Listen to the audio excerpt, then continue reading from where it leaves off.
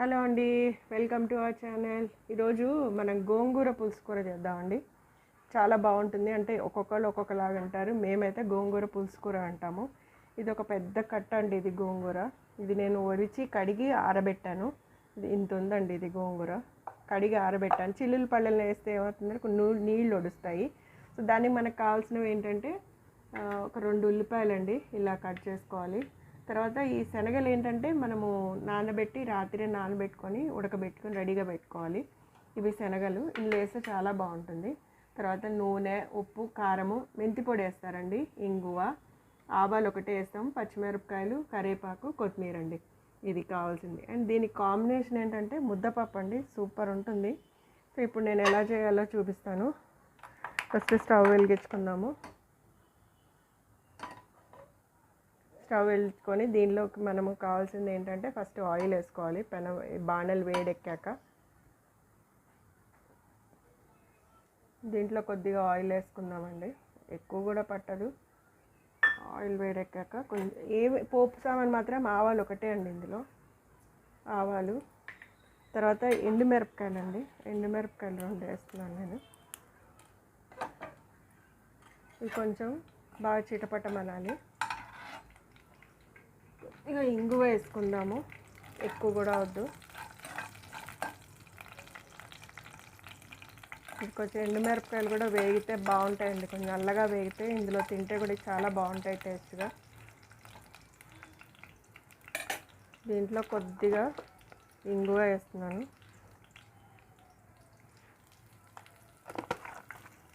ఇష్టమండి, కావాలంటే వేసుకోవచ్చు, లేకపోతే లేదు. ఆప్షనల్, అది కంపల్సరీ వేయాలని ఏం లేదు. సో ఇప్పుడు ఇది వేగుతున్నాయి కదా, దీనిలో నేను ఏం చేస్తాను, ఉల్లిపాయలు వేస్తాను. ఉల్లిపాయలు వేస్తేనే బాగుంటుందండి. ఇది కొంచెం ఇలా బాగా వేగాలి. దీనిలో కొద్దిగా పసుపు వేసుకున్నాము.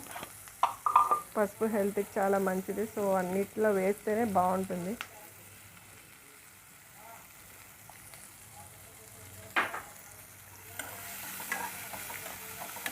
దీంట్లోనే నేను ఏం చేస్తాను, కొత్తిమీర, కరివేపాకు అండి. ఇవి చాలా బాగుంటుంది. ఉడికేటప్పుడు వేస్తేనే బాగుంటుంది.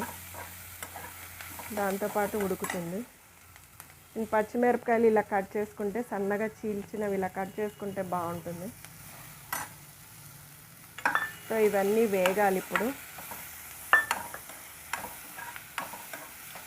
ఇది తొందరగా అయిపోతుందండి. సో దీనిలో ఏం చేద్దామంటే కొద్దిగా బాగుంటుంది టేస్ట్. ఎక్కువ కూడా వేసుకోవద్దు. ఇది ఆల్రెడీ నేను చేసి పెట్టుకుంది, మెంతులు వేయించి పొడి చేసుకుంది. ఇది చాలా బాగుంటుంది పులుసు కూరలోకి. అన్నిట్లో వేసుకోవచ్చు, మంచిది కూడా హెల్త్కి. ఇదిగోండి ఇలా వేగిపోయాయి. ఇవి చాలా తొందరగా అయిపోతుందండి. ఇది ఎక్కువ టైం కూడా పట్టదు. దీనిలో నేను మనకు కావాల్సినంత ఉప్పు వేసుకోవాలి. ఎవరికి టేస్ట్ తగ్గట్టు వాళ్ళు వేసుకోవచ్చండి. నేను కొద్దిగా వేస్తున్నాను ఉప్పు.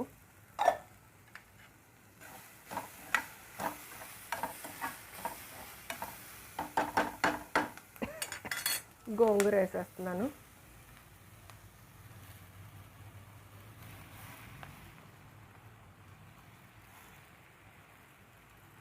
కొద్దిగా వాటర్ వేసుకుందాము.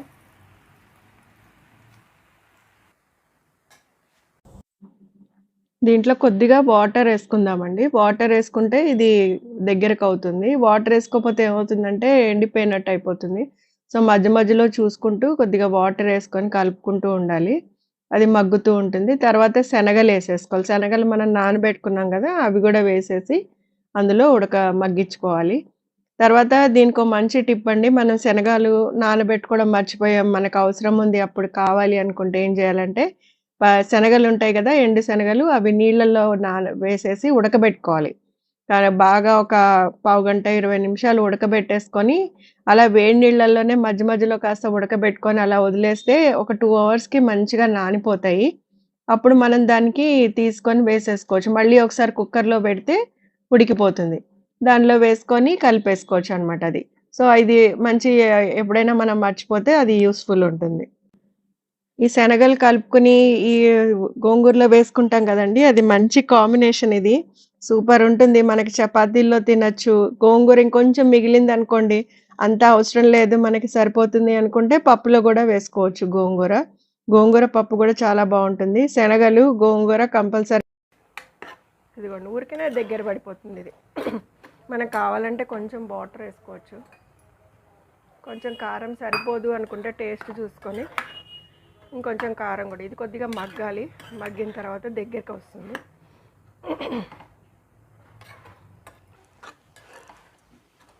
ఇదిగోండి ఇది గ్రీన్ కలర్ మారిపోయి దగ్గర పడిపోయింది చూడండి. శనగలు కూడా ఉప్పులో ఉడుకుతాయి కదా, చాలా బాగుంటాయి. ఈ పచ్చిమిరపకాయలు ఒకసారి కొంచెం కారం ఉండవు. సో దానికోసం నేను ఏం చేస్తానంటే మళ్ళీ కొద్దిగా ఎండు కారం పొడి వేస్తాను. కొద్దిగా కారం వేస్తే బాగుంటుంది. అంతే అండి. మెంతి పొడి మాత్రం కంపల్సరీ వేసుకోవాలి. ఇది చాలా బాగుంటుంది. దాంతో పోపు కూడా పుట్టి ఆవాలు ఒకటే వేస్తే చాలు. దగ్గర పడిపోయింది. ఇది చపాతీలోకి బాగుంటుంది. ముద్దపప్పు కాంబినేషన్ అండి. ఇదిగోండి పప్పు ఉడకబెట్టాను. ముద్దపప్పు చాలా బాగుంటుంది. రెండు కాంబినేషన్ ఉంటే చాలు. ముద్దపప్పు, గోంగూర, పులుసుకూర. అంతే అండి, ఇది అయిపోయింది. సో ఇది డిష్ అవుట్ చేసేసుకుందాము.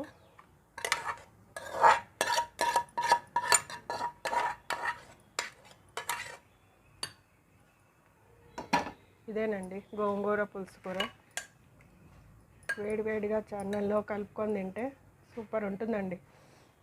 బాగుంటే నచ్చితే లైక్ చేయండి, షేర్ చేయండి, సబ్స్క్రైబ్ చేసి